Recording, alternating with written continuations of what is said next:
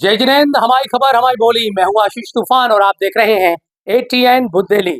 हम मौजूद हैं इस महल में और इस महल का माना जाता है कि ये भगवान संभवनाथ का भवन है। ये भगवान संभवनाथ की जन्मभूमि है। जैन तीर्थंकर भगवान संभवनाथ है और उनका चिन्ह घोड़ा है। और यह स्थान श्रावस्ती है जहां पर भगवान संभवनाथ का जन्म हुआ है, ऐसा माना जाता है। यह खंडनुमा स्थान एएसआई के अंडर में है। यहाँ पर कोई प्रतिमा नहीं है, कोई इस तरह की चिन्ह नहीं है जिससे कहा जाए, लेकिन इसको माना जाता है कि भगवान संभवनाथ का यह जन्मभूमि है। ऋषभ अजित संभव मतलब तीसरे नंबर के तीर्थंकर का यह जन्म स्थान है जिसको हम देखने के लिए आए हैं। यहाँ पर एक महलनुमा स्थान है। यह प्राचीन ईंटों से बना हुआ स्थान है या गुम्बद नुमा स्थान आपको ये दिखाई दे रहा है। यहाँ पर आकर के जैन श्रद्धालु विशेषकर आकर के यहाँ पर पूजन अर्चन और भगवान के स्मरण करते हैं। अब किस तरह का यहाँ पर रहा होगा यह हम नहीं कह सकते, लेकिन यह खंडनुमा स्थान भगवान संभवनाथ का जन्म स्थान माना जाता है। अमूमन जैन समाज के लोग इस स्थान से अनभिज्ञ हैं, क्योंकि श्रावस्ती को भगवान संभवनाथ का जन्म स्थान तो माना जाता है, लेकिन अमूमन यहाँ पर यात्राएं नहीं होती। रास्ते की तरफ एक दिगंबर जैन मंदिर है, एक श्वेतांबर जैन मंदिर है और यह जन्मभूमि का स्थान है जो एएसआई के अंडर में है।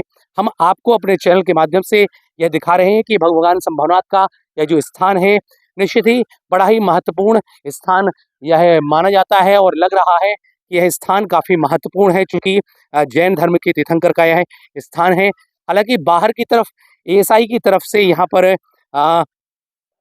बोर्ड को लगाया गया है जिसमें लिखा गया है कि यह भगवान संभवनाथ की मूर्ति है। तो कुल मिलाकर के यह जो स्थान है काफी महत्वपूर्ण जैन समाज के दृष्टिकोण से है, लेकिन किसी भी तरह की प्रतिमा या कोई प्रतीक चिन्ह जो जैन समाज में होते हैं वह यहाँ पर नजर नहीं आते, चूंकि एक एएसआई के अंडर में है और एएसआई के अंडर में होने की वजह से स्थान अब उन्हीं के द्वारा संचालित किया जाता है। और इस स्थान को हम आपको दिखा रहे हैं। यहाँ पर एक चिन्ह यहाँ पर लगा हुआ है, सहित महित श्रावस्ती, साइट ऑफ सहित महित श्रावस्ती जैन मंदिर, यहाँ पर लिखा हुआ है। क्यूआर कोड यहाँ पर है और एक और बोर्ड यहाँ पर लगा हुआ है जिसमें यह लिखा गया है कि यह जो स्थान है वह भगवान संभवनाथ का जन्म स्थान है। तो मैं कैमरामैन से कहूँगा कि बाहर की तरफ से इस पूरे स्थान को दिखा दें और यही वो स्थान है। बहुत सारे लोग इस स्थान को पहली बार देख रहे होंगे और कैमरामैन को कहूँगा कि यहाँ पर भी एक बोर्ड लगा हुआ है, इस बोर्ड को दिखाएं, चूंकि हमने वीडियो को अंदर से शुरू किया है। जैन तीर्थंकर 1008 संभवनाथ भगवान की जन्मभूमि है। यह संरक्षित स्मारक है, ऐसा मॉन्यूमेंट्स है और ये लिखा हुआ है जैन टेम्पल, यह जैन मंदिर तीसरे जैन तीर्थंकर संभवनाथ का जन्म स्थान माना जाता है। स्थानीय रूप से इसे शोभनाथ मंदिर कहा जाता है। यह एक दीर्घायित भू योजना पर निर्मित है। इसके कई चरणों में निर्माण हुआ है। कालांतर में इसमें अनेक परिवर्तन तथा परिवर्तन हुए। मंदिर के पश्चिमी भाग के ऊपर हिस्से पर लखोरी ईंटों का गुम्बद का निर्माण उत्तर मध्यकालीन है। दीवार के आंतरिक भाग में अनेक ताखें हैं जिनमें जैन मूर्तियां स्थापित थी या कई जैन मूर्तियां उत्खनन में प्राप्त भी हुई हैं।